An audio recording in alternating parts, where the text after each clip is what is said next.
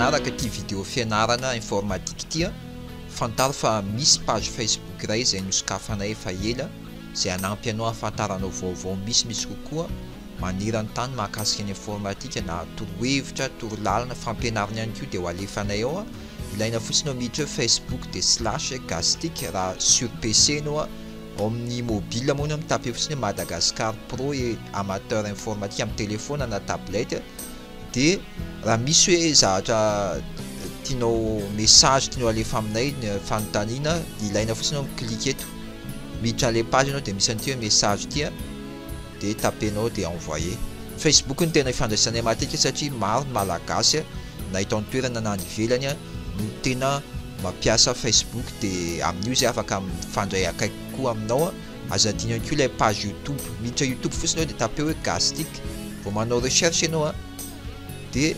lista voalohany ao tonga de ity zany hoe izy daholo fa ity tena eto tonga de ahitanao ny page officielle anay de clique ohatra hoe vidéo ty de tsaroa fa misy an'ity bouton subscribe na abonné ty clique io raha mbola tsy nataonao mbola tsy abonné anao de ahafahanao mahazo notification mahakasika ireo vidéo alefanay toy izay koa moa zany amin'ilay Facebook azadino manisy j'aime raha mbola tsy nasianao j'aime rehefa hoe activer les j'aime de mangamanga toy izao izy tombontsoa amin'izay zany ahafahanao mahazo ireo vaovao rehetra zay alefanay. Miarabantsika rehetra amin'ity vidéo ty de hianatra isika ny famoronana page PHP faran'izay tsotra. Dingana voalohany ty atombotsika ty mariako fa mampiasa navigateur eto azonao ataony mianatra PHP ka micréer serveur local ao amin'ny ordinateur anao ihany fa eto kosa mampiasa compte hébergeur amin'ny One Free Hosting anao micréer compte zany mazava ho azy de mahazo toy izao ny tena izy rehefa micréer compte amina hébergeur anao de mahazo ilay hoe cPanel toy izao le cPanel zany hoe panneau de configuration ao amin'io cPanel io tsy maintsy misy le hoe file manager gestionnaire de fichier io zany mandrindra migérer ireo fichier rehetra momba ny site web anao ao anatin'io héberger ao aminay serveur io zany rehefa hidirako ilay file manager de mahazo toy izao ny tokony izy arak'izao hitanao zao de vide zany hoe tsisy ninona aloha zany ao amin'io eto zany juste ataoko test sy ianarana fotsiny no antony namoronako an'ity page hoe cours php.tk ty dia raha andefa zavatra ato ianao de mila manao ilay hoe upload zany clique droite raha ny tokony izy eto de hoe upload files de karohanao anaty ordinateur anao ilay fichier anamboatsika azy ary de nanokatra ty document notepad zany hoe avy amin'ny bloc note document vaovao de HTML aloha napetrako tao tsara zany ianao mahay HTML alohan'ny hidirana PHP satria maro le PHP zany miainga amin'ny alalan'ny zavatra momba ny HTML avokoa ny zavatra atao aminy eto zany raha morona page HTML tsotra de misy zavatra toy izao no tokony ho hita ao aminy mampiasa le doctype ianao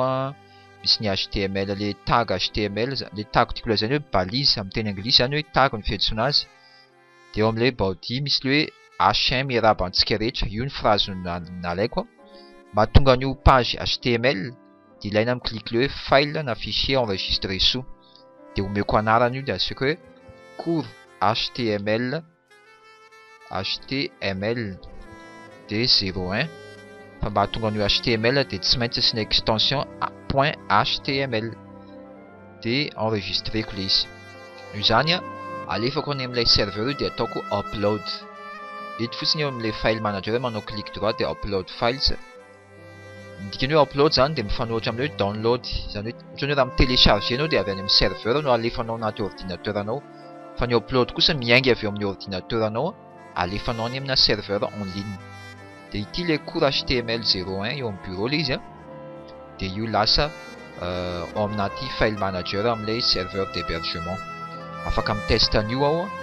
ilaina fotsiny tokony ataoko mba tsy hadiso de copieko ny anaran'io fichier io zao le izy cours HTML 01 HTML io de manokatra onglet vaovao cours PHP misy hoe R eto zany .tk io ny anaran'le domaine de HTML ny eto aloha zany, HTML 01 dia ataoko entrée. Io zany a ilay zavatra miseho eo miaraba antsika rehetra, zay izy raha HTML. Andeha anao azy, anao zavatra iray PHP tsika, page PHP faran'izay tsotra. Nanoratra reto phrase roa reto hoe mampiasa commande echo isika eto, mampiasa commande print. Ny ahafahanao miafficher zavatra amin'ny navigateur amin'ny alalan'ny code PHP dia mampiasa ilay hoe commande echo sprint. Echo sprint dia mitovitovy ihany ny asany. Echo aloha no tena fampiasa matetika amin'ny PHP. Dia ranomboka azy isika. Rehefa anao code PHP anao dia mila mampiasa ilay symbole inférieur. Tapenao iny dia manisy point d'interrogation dia PHP. Dia avy eo rehefa vitanao ny codenao dia fermenao manao point d'interrogation de symbole supérieur indray. Zao. Noho izany tokony tafiditra eo anelanelan'ireto balise roa reto ny code PHP anao dia afindrako anatiny eo zany io dia mba ahafahany io tena miseho, mba ahafahany reto phrase reto miseho amin'ny navigateur ka indrindra mampiasa hoe PHP dia ilaina aloha zany manomboka azy amin'ny echo dia mila ampidiriko anaty guillemets izy ireo dia mila faranana amina point virgule dia ohatrako eto print dia espace dia guillemets dia point virgule. Tsy ampy anefa raha hoe napetraka fotsiny ilay code fa mila enregistrena zany ilay fichier dia manao file save as eo, meko anarany cours PHP 01 fa point PHP. Raha HTML izy dia hoe point HTML dia ataoko save as. Avy hatrany io dia afaka ataoko upload amin'ilay serveur. Ty zao efa nanaovako test teo ty fa averiko atao upload izy dia upload files, clic droite zany dia tedaviko ilay fichier au cours PHP 01.php. Io izy fa lasa ao amin'ny serveur dia ilay adresy azonana io ty http coursphp.tk dia cours PHP 01.php. Copieko io dia manokatra onglet vaovao dia colleko eto. Io ilay izy mipoitra ilay phrase hoe mampiasa commande echo isika eto, andao ny hiaraka affichentsika eto izy. Ty zao le echo mampiasa commande echo isika eto io dia mampiasa commande print isika.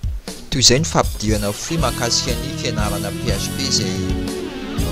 hanomezanay fanampanazavana misimisy kokoa.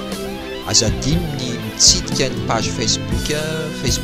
facebook.com/gastic. Io dia ahafahanay manome vaovao mandrakariva tsy ho an'ny resaka programmation fotsiny fa mahakasika